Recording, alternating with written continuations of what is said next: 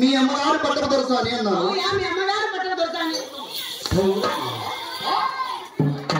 మీ అమ్మ ఎవరు అనుకుంటావు? నేను ఆయన భార్య కాదు రమాయి కూడా.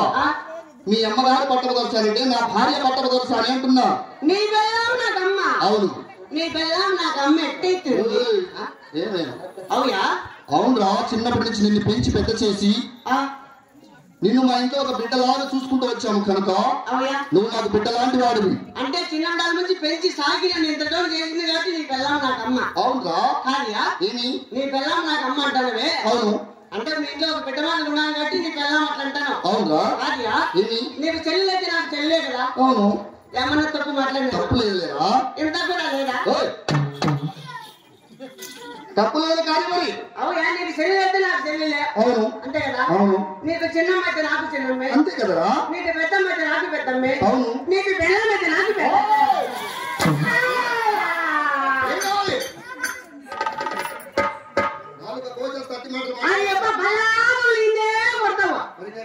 ఒకసారి నేను పెట్టు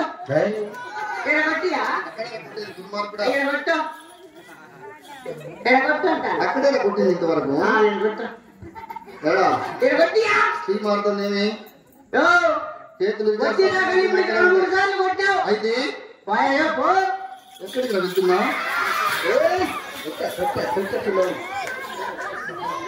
ఎక్కడికి అంత విషయాలు వెళ్తున్నావు? ఎవరున్నారు వెళ్తున్నావు నీకు ఇక్కడ? ఎవరున్నారా నీకు ఇక్కడ?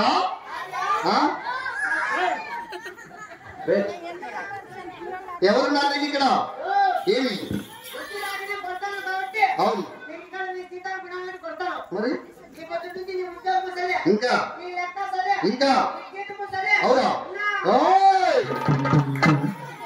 ఎవరున్నారు నీకు ఇక్కడ? ఎవరున్నారు? ఎవరండి తమ్ముడు తీసుకురావని? వాళ్ళలో ఒకరు తీసుకురారా?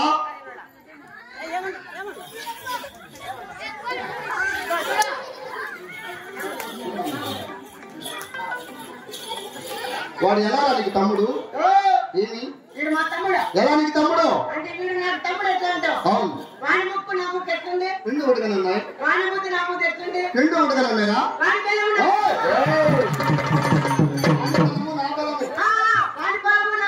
రెండు ఒకటిగానే ఉన్నాయి.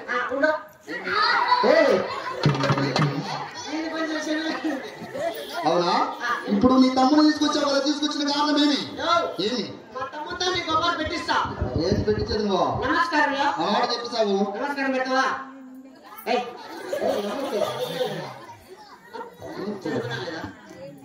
తెలుసు కదా, తెలుసు కదా. నేను చెప్పేది చేయండి. అప్పారెడ్డి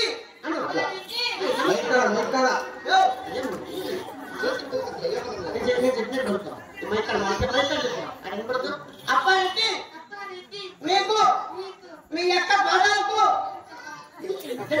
చెప్పాలి. మీ యొక్క పాదాలకు మా తమ్ముడు తిరగలా ఏం తిరగలా కాలికి తిరగలా అయితే నీ యొక్క పాదములకు అప్పారెడ్డి గట్టి చెప్పాలి అక్కడ చెప్పలేదంట అప్పారెడ్డి నేను ఈ యొక్క పాదాలకు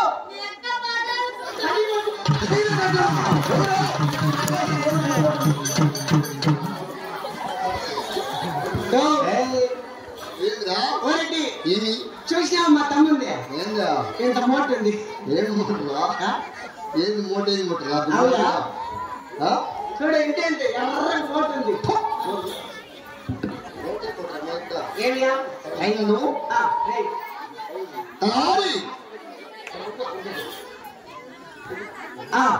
మన రామగుండ పట్టణంలో నా 7 మంది కుమారులు 6 మంది కోడళ్ళు మీ అమ్మగారి పట్టకు తెలుసాని మా అమ్మగారు పట్టకు తెలుసాని మరి నా పెద్ద కోడలు బంగారు గౌరి 33 జీతగాళ్ళు 66 మంది కూలి వాళ్ళు మరి 12 మంది పట్టగాళ్ళు అవునయ్యా మరి రామగుండ పట్టణం ఎందు నా 7 వారు జోడు వారు పిల్లలు పెద్దలు ఎల్లరూ క్షేమమేనా అని అడుగుతున్నారు అంటే మన రామగుండ పట్టణంలో అందరూ క్షేమంగా ఉండాలా అంటావు అందరికీ మన రాజు మీద రోగం వచ్చింది అంటావు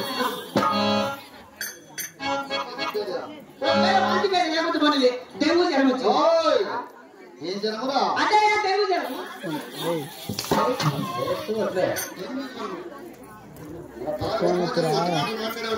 నీకు మొగోళం వచ్చింది